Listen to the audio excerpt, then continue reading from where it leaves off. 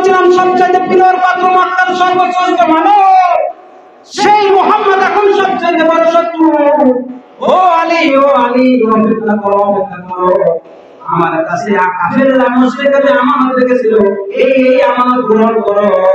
অমুক ব্যক্তি নাম ধরে বললেন যে এই আমানত আমার কাছে রেখে গেছে, তোমরা এই আমানত তুমি গ্রহণ করো। আমি মক্কায় হিজরত করতেছি, কাল সকালে তুমি প্রত্যেক মুশরিকের কাছে যারা যারা আমানত রেখেছে তাদের কাছে তুমি আমার আমানত পৌঁছিয়ে দিবা।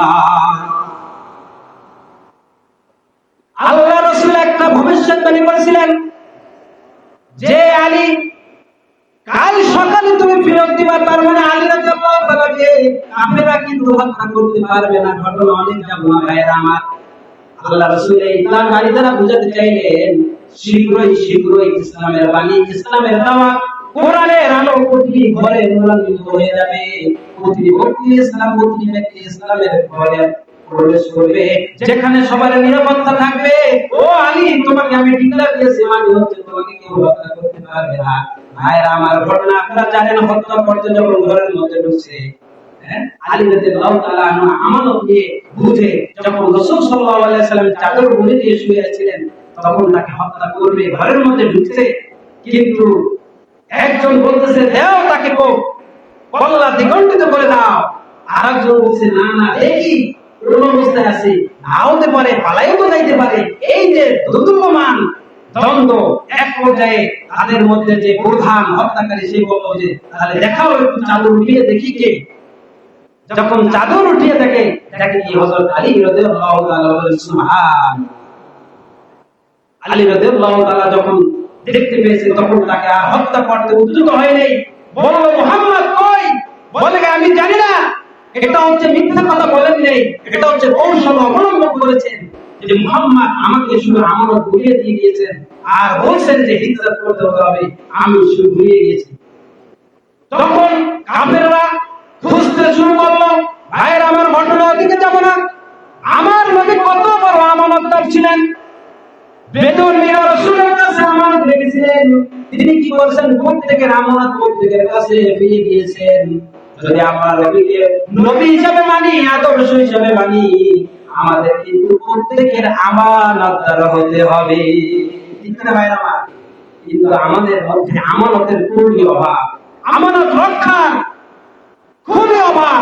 আমরা আমানতের খেয়ানত করে বসি। কথার আমানত, মালের আমানত, সম্পদের আমানত, জীবনের আমানত, কত আমানত আছে। আমানত আপনি কয়েক প্রকার আছে। আপনার জবটা আপনার জন্য আমানত, ফ্যামিলিটা আপনার জন্য আমানত, রাষ্ট্র আপনার জন্য আমানত, সমাজ আপনার জন্য আমানত। শুধু আমানত, শুধু টাকা পয়সা নয় ভাইরা আমার। এই আমানতের খেয়ানত যদি আপনি করেন, মুনাফিকের আলামত কয়টি? তিনটি ভাইরা আমার। প্রথমে বলছি রাসূল সাল্লাল্লাহু আলাইহি ওয়াসাল্লাম সত্যবাদী ছিলেন, মিথ্যাবাদী ছিলেন না। মিথ্যা কথা বললে আপনি মুনাফিক হবেন। দ্বিতীয় নাম্বার হচ্ছে আমানতের ছিলেন, তিনি খেয়ানত করেন নাই।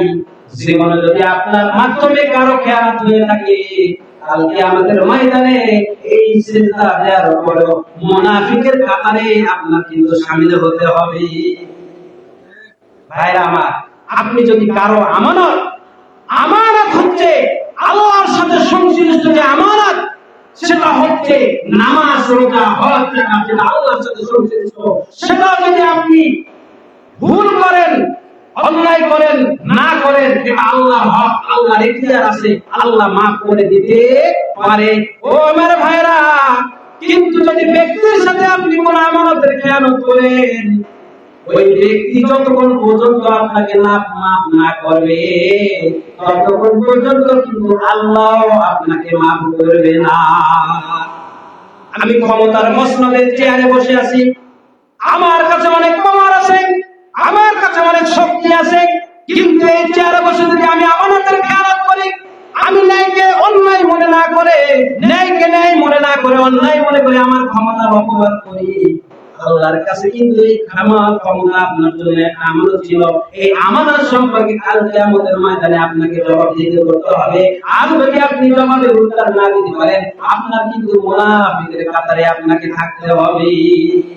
ভাইরা আমার, এই জন্য আমরা কেউ আমানতের খেয়ানত করতে পারবো না ইনশাআল্লাহ।